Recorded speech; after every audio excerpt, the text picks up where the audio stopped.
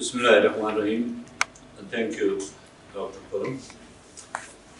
As we have a very young audience today, and most of them, and all of them, are young scholars and students of international relations.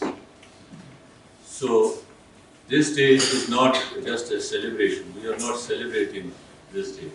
It is just a remembrance that what was promised to the people of Kashmir on this day, a roadmap was given by the United Nations Commission on India and Pakistan.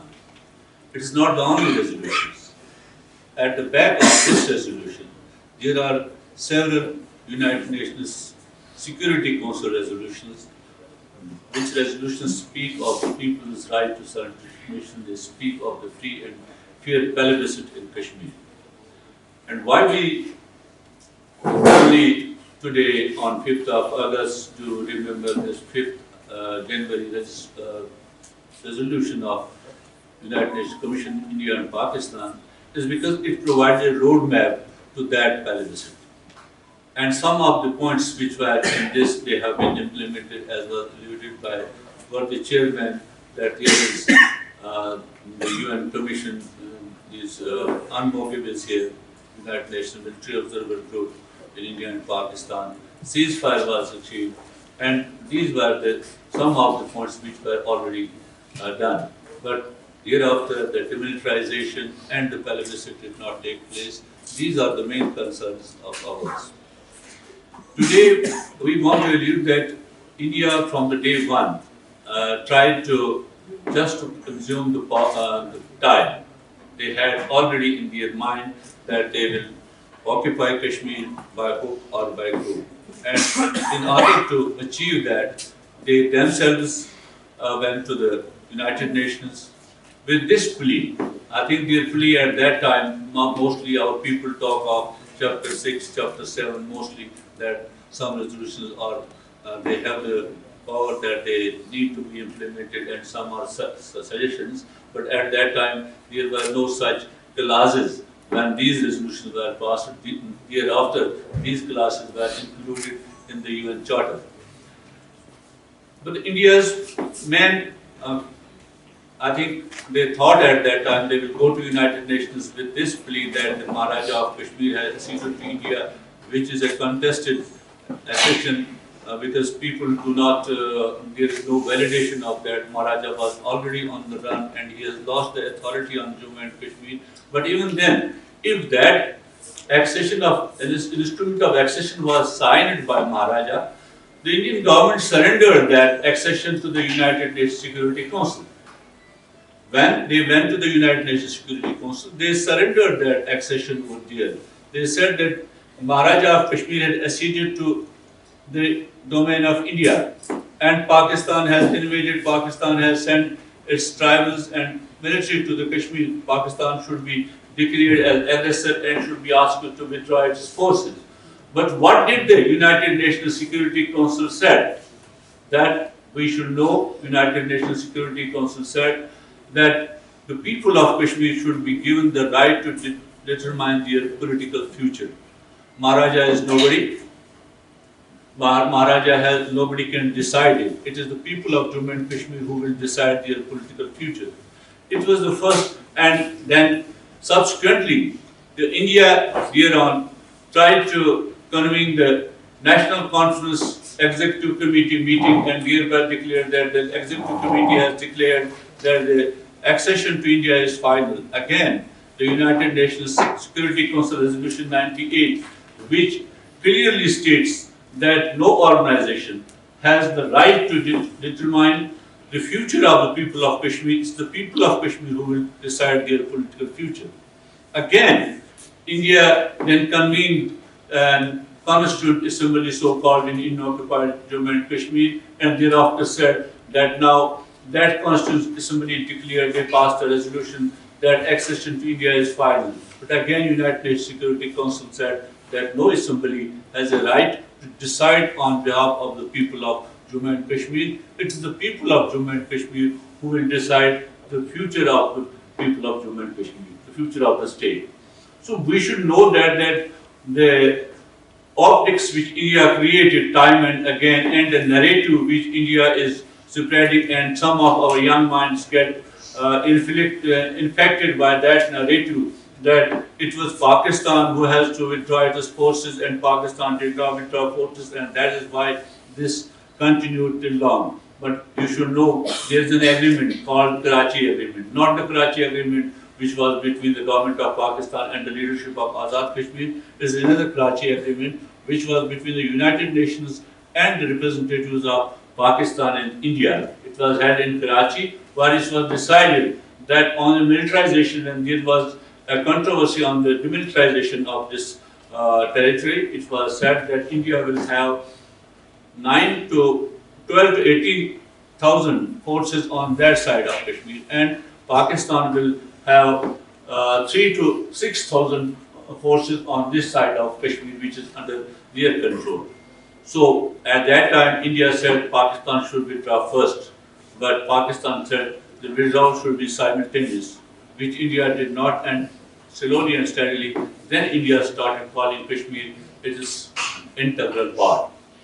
Here comes the final nail from the India. They started Kashmir calling it integral part at that time, and thereby trying to say that these UN Security Council resolutions or the UNCIP resolutions, they have no value thereon. But there also we could see again in 71, again in 98, and also lately in 2019, Security Council discussed Kashmir. Kashmir was there, Kashmir remained there, and you know also how Kashmir is important for the peace of this region, how Kashmir is important, the resolution of Kashmir is important to the people of Kashmir. We have witnessed it in 2005, April, May, and mere incidents. Such incidents took place in past also, but the arrogance of India took this region to the brink of, and almost, we can say, it was an atomic war was on the at the hands at that time.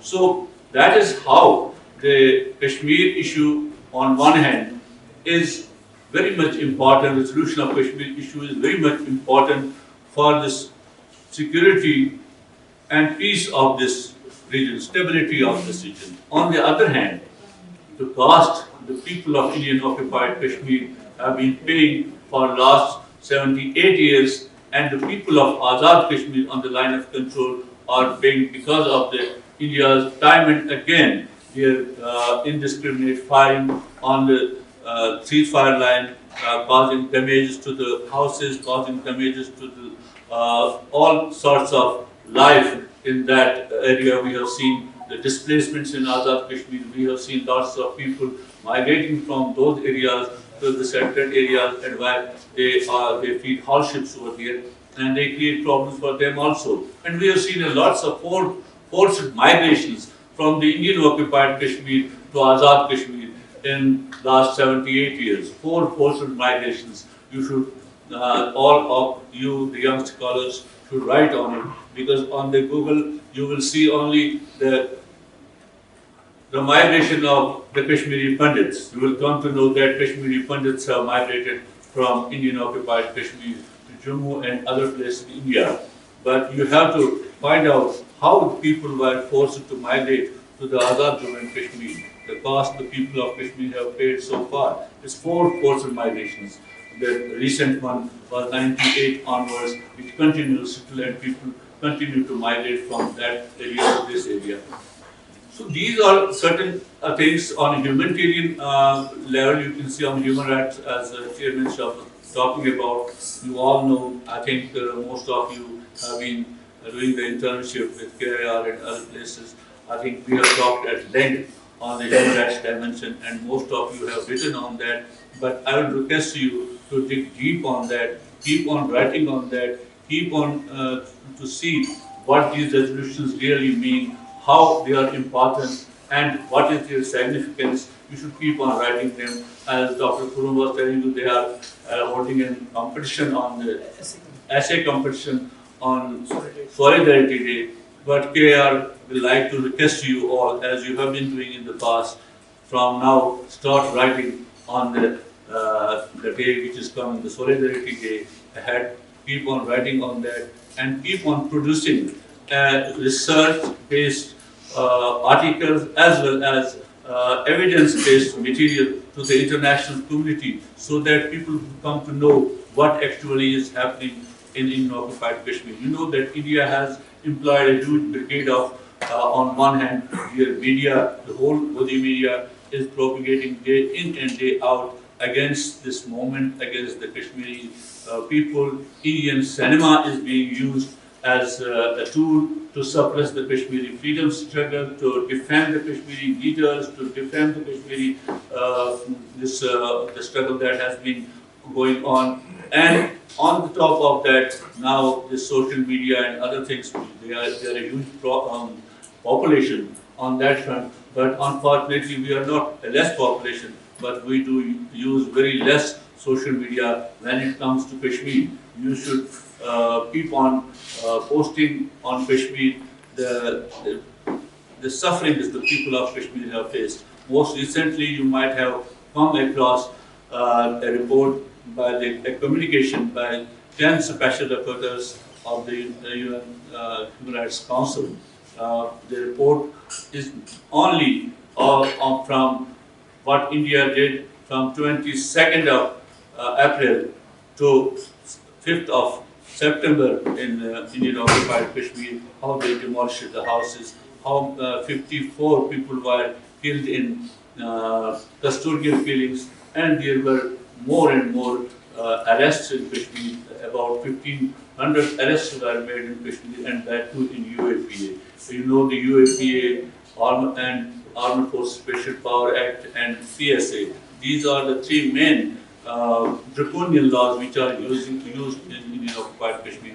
You can go to why it is responsibility of yours. It's because that Indian press or the Kashmir press, Indian occupied Kashmir, cannot report any of these things. They don't give any heed to this because if anybody dares to write, if anybody dares to post, he finds next day himself in the jail and UAPA is enacted against him, and that is very difficult for him to get a bail for that.